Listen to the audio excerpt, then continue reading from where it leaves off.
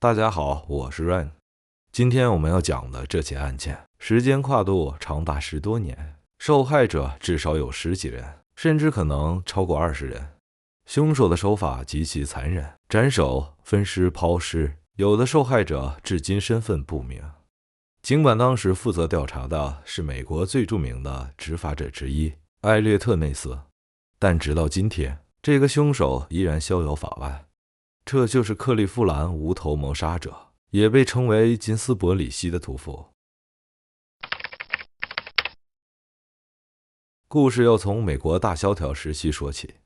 1930年代的克利夫兰有一条名叫金斯伯里希的溪谷地带，这里紧邻铁路线和库亚霍加河，到处是破旧的棚屋、赌窝、廉价酒吧和妓院，聚集了大量流浪汉、失业工人和社会边缘人。他们有一个形象的名字叫胡佛村，讽刺当时的总统赫伯特·胡佛没能解决经济危机。这些人居无定所，也没有固定工作，即使失踪了也不会有人报案，而这恰好成了某些人的绝佳猎物。1934年9月5日，有人在伊犁湖岸边发现了一个女性的下半身，从腰部到膝盖的双腿还在，但膝盖以下被切断，头部和上半身都不见了。由于尸体是在湖里发现的，人们给她起了个名字叫湖中女士。法医在她身上发现了一种化学物质——氯化石灰。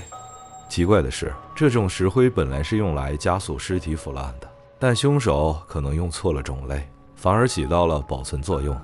这个细节后来反复出现在多具尸体上，成了凶手的一个标志性手法。湖中女士是警方记录中可能与案件有关的最早的受害者，但当时没有人意识到，这只是一个开始。时间来到1935年9月23日，一个名叫爱德华·安德拉西的29岁男子，在金斯伯里希附近一个叫驴山的沟壑里被发现。他赤裸着身体，只穿着一双袜子，头部被砍下后就埋在躯干不远处。更令人发指的是，他被阉割了。尸检报告显示，他的手腕上有绳索勒痕，说明死前很可能被捆绑过。死因就是斩首导致的失血和休克。在他旁边，警方还发现了另一具无头男尸。这具尸体不仅被浸泡在油里，死后还被焚烧过，皮肤变得又红又硬，像皮革一样，身上的体毛也都被剃光或烧光了。这个人身份不明，警方只能叫他无名男尸1号。2名受害者被发现的位置非常接近，死亡时间只差2-3天。这是警方第一次意识到克利夫兰出现了一个连环杀手。负责调查这起案件的探员叫彼得·梅里罗，他后来几乎把自己的一生都献给了这桩悬案。1936年1月26日，清洁工在东2世街的一处建筑里发现了几个半普式尔的篮子，里面装着的是一具被肢解的女性尸体，用纸包裹着，但头部一直没有找到。死者是44岁的弗洛伦斯·波利洛，一个经常在当地酒吧出没的妓女。她的死因是喉咙被割开，因为没有头部，法医甚至无法正式判定为他杀。听起来很荒谬，但在当时的法律意义上，没有头就无法确认身份和死因。同年6月5日，在铁路线旁边又发现了一具无头男尸，他的身体完好无损，没有其他肢解痕迹，但头部被丢在距离躯干约450米的地方。最诡异的是，现场没有任何血迹，说明他是被杀之后才被运到这里抛尸的。这具尸体身上有6处纹身，左前臂纹着一只鸟和海伦与保罗的名字，右前臂有一支箭穿透心脏的图案，还有2面交叉的旗帜和缩写 WCG。 右肩有一只蝴蝶，左脚踝是漫画人物吉格斯，右脚踝是丘比特和猫。因为这些纹身，他被称为纹身男。警方推测，他可能曾经在美国海岸警卫队、海军或者商船队服役。尽管在当年的克利夫兰博览会上展出了他的面部复原模型，数以千计的市民前来辨认，但至今没有人认出他。1935年底，一个全国闻名的人物来到克利夫兰，担任公共安全局长。这个人就是艾略特内斯。几年前，他刚刚在芝加哥带领铁面无私小队，把阿尔卡彭送进了监狱。内斯上任时，克利夫兰的腐败和犯罪问题十分严重。他没想到自己面对的最大挑战不是黑帮，而是一个看不见面孔的杀人魔。内斯接手调查后，采取了一系列强硬手段。他认为凶手专门挑流浪汉下手，因为这些人没有身份，也没人管。那如果把这些流浪汉全部清理掉，凶手不就失去目标了吗？然而，就在内斯着手清理流浪汉群体的时候，凶手做出了一个令人毛骨悚然的回应。1938年8月16日，2具被肢解的尸体出现在了市政厅附近，就在内斯办公室的视线范围内。凶手用这种方式向这位传奇执法者发出了赤裸裸的挑衅。内斯意识到常规手段已经无法对付这个凶手。2天后，1938年8月18日，他亲自带队突袭了金斯伯里溪的棚户区，一把火将所有棚屋烧成了灰烬。同时，他也想趁这个机会采集所有流浪汉的指纹，这样以后如果有新的无头尸体出现，就能快速对比身份。4天后，也就是8月22日，他又组织了12个人，分成6个小组，在全市进行地毯式搜查。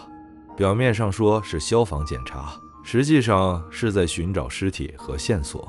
这次搜查虽然没有直接找到凶手，但意外揭露了一个情况：克利夫兰市中心有数百个家庭生活在没有厕所和自来水的恶劣环境里。这一发现引发了社会关注，最终推动了贫民区生活条件的改善。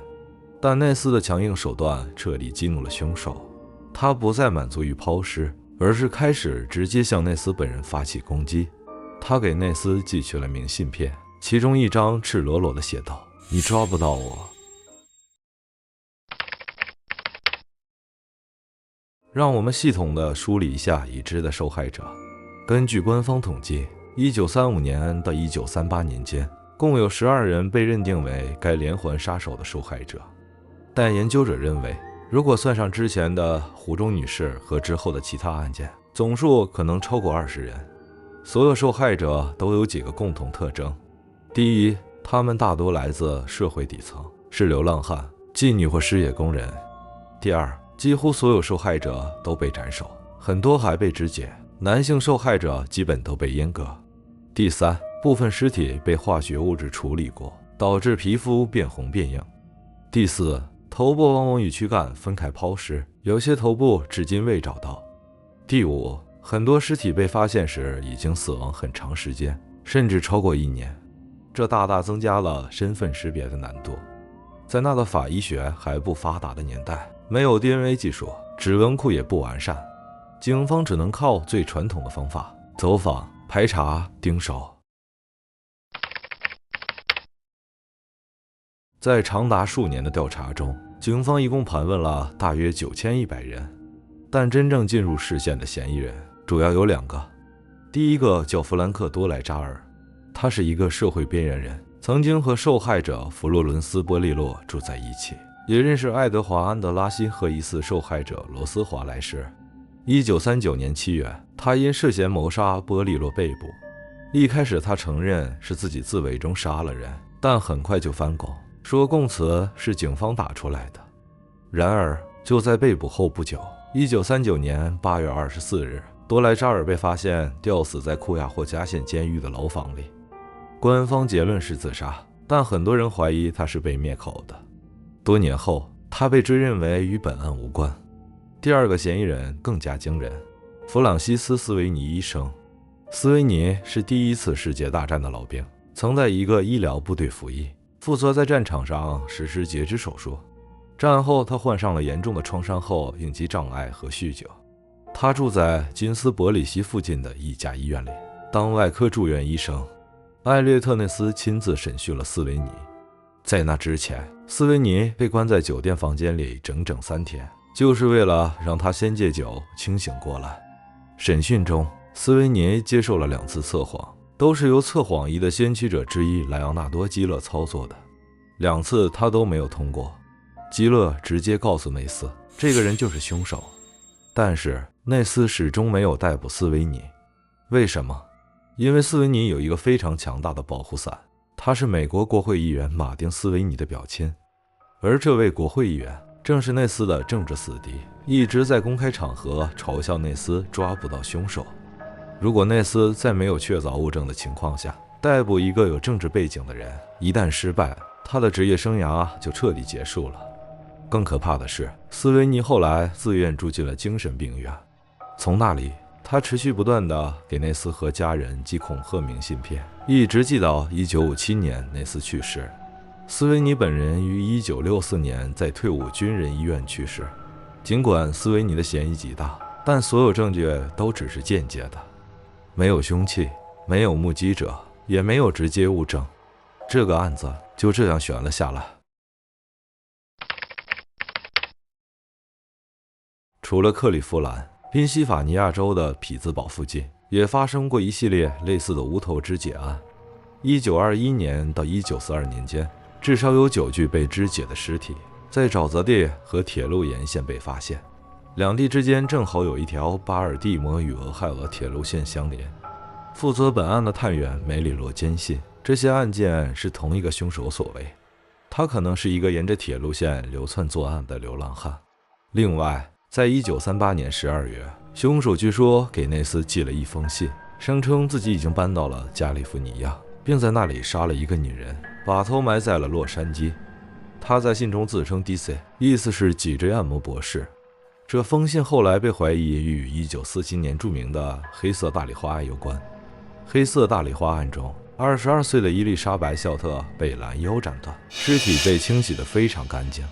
这些手法确实与克利夫兰无头谋杀者有相似之处。不过，黑色大礼花并没有被斩首，而且时间相隔了近10年。除了推测，没有确凿证据将两者联系起来。2018年，一部名为《金斯伯里希》的电影重新讲述了这个故事。2024年，库亚霍加县法医办公室与 DNA 多伊计划合作，开始对一些无名受害者进行开棺验尸，试图通过基因系谱学技术确定他们的身份。也许在不久的将来，这些被遗忘了将近1个世纪的人，终于能找回自己的名字。